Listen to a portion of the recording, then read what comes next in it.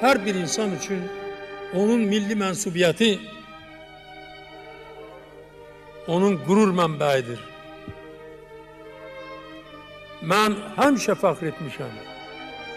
Bu gün də fəxr edirəm ki, mən Azərbaycanlıyam. Bugün bura toplaşmamızda məqsəd müasir müstəqil Azərbaycan dövlətinin memarı və qurucusu ümumilli lider Heydər Əliyevin 102-ci il dönümünə həsr olunmuşdur. Səsləndirilir Azərbaycan Respublikasının dövlət himni.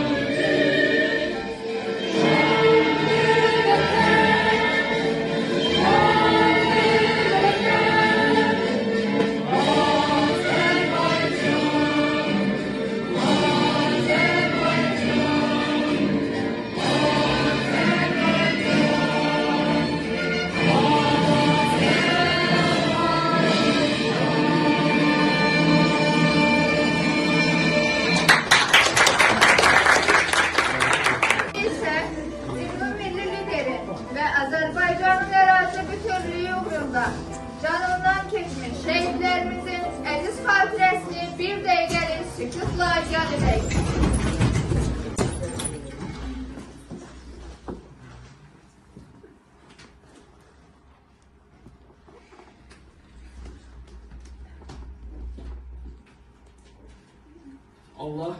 Allah rəhmət etsin.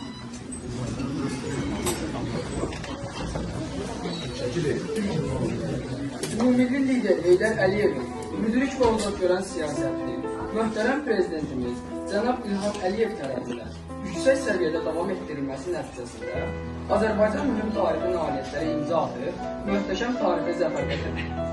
Ümumilli lider Heydər Əliyevin siyasi kursunun prezidenti İlham Əliyev tərəfindən davam etdirilməsi nəticəsində bugün Azərbaycan nəinki regionda lider dövlətdir, həmçinin böyük bir coğrafiyanı əhatə edən bir məkanda söz sahibi kimi böyük nüfuza malikdir.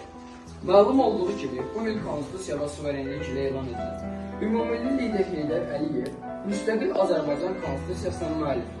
O konstitusiyanın ki, bu an suveren Azərbaycanla tam müstəqildir. Məhz konstitusiyamızın banisi Ulu Öndər Heydər Əliyev ölkəmizi azad, suveren görmək istərdi. Bu anın davamçıları, başda prezidentimiz İlham Əliyev bu gün onun ideallarını şərəflə həyata keçirir.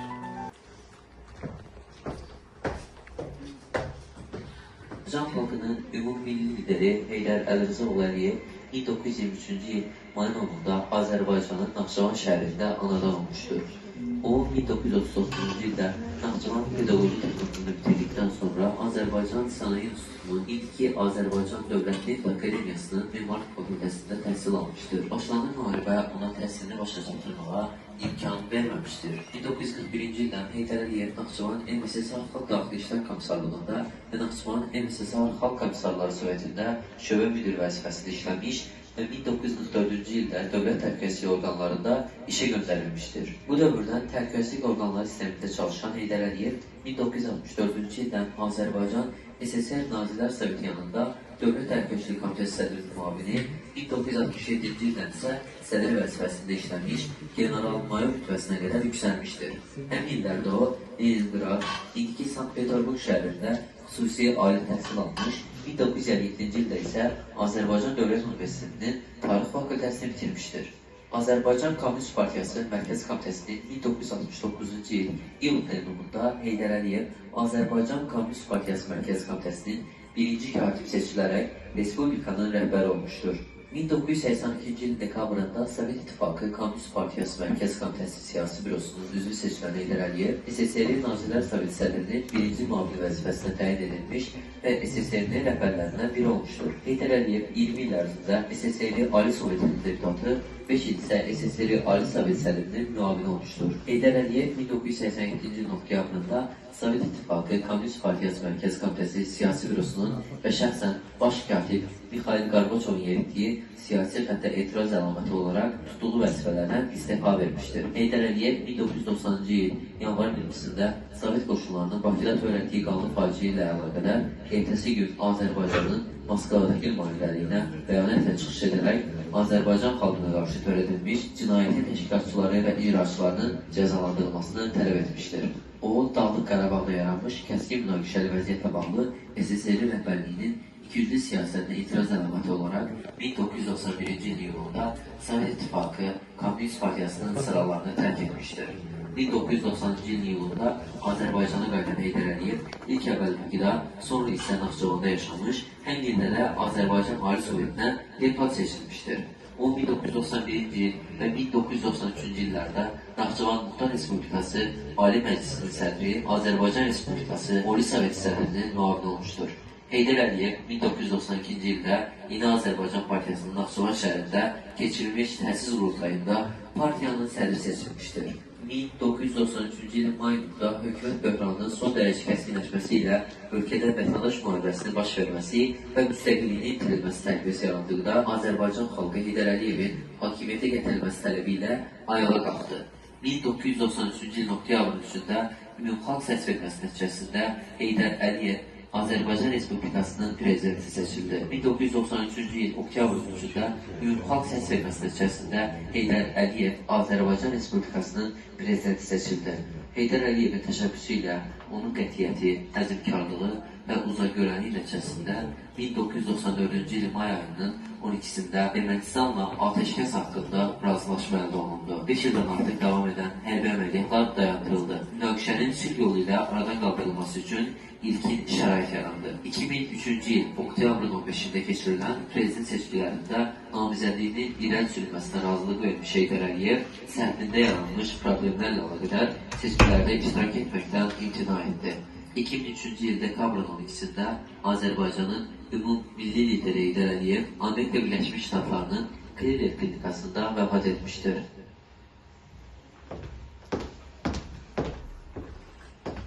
Ulu öndər Heydər Əliyevin həyatı, bütün fəaliyyəti bir hədəfə yönəlib. Millətinin adını, nüfuzunu yüksəltməyə, dövlətinin qüdrətini artırmağa. Ona görə də onun rəhbərlik etdiyi illərdə hər sahədə artan rəqəmlər, davam edən inkişaf müşahidə olunur. Hər sahə dedik, həmin sahələr sırasında təhsil də var. Ümumillidir. Təhsil həyatımızın ən gərəkli, ən mühüm sahəsidir. O milli məqsədlər, milli mənafelər əsasında qurulmalıdır deyirdi. Bu məqsədlərə xidmət edən təhsil islahatları bilavasitə ümumilli liderin Heydər Əliyevin təşəbbüsü ilə həyata keçirilməyə başladı. 1969-cu il noyabrın 1-də Bakı Dövlət Universitetinin 50 illik yubileyində ana dilində geniş nitqlər çıxış etdi. 1978-ci ildə Azərbaycan SSR-in yeni konstitusiyasına Azərbaycan dilinin dövlət dili kimi daxil edilməsi ilə nəticələndi. Bu da milli mənlik şüurunu, Azərbaycançılıq məfkurəsinin təşəkkülünə güclü təkan verdi. Yeni qərar öz növbəsində milli oyanış, son köklü yeni baxış və təhsil ocaqlarının milli ədəbiyyatımızın, ana dilimizin, tariximizin və mədəniyyətimizin tədqiqini öyrənilməsini gücləndirdi. Ulu Öndər Heydər Əliyevin həyatı, bütün fəaliyyəti bir hədəfə yönəlib. Millətinin adını, nüfuzunu yüksəltməyə, dövlətinin qüdrətini artırmağa. Ona görə də onun rəhbərlik etdiyi illərdə hər sahədə artan rəqəmlər, davam edən inkişaf müşahidə olunur. Hər sahə dedik, həmin sahələr sırasında təhsil də var. Ümummillidir.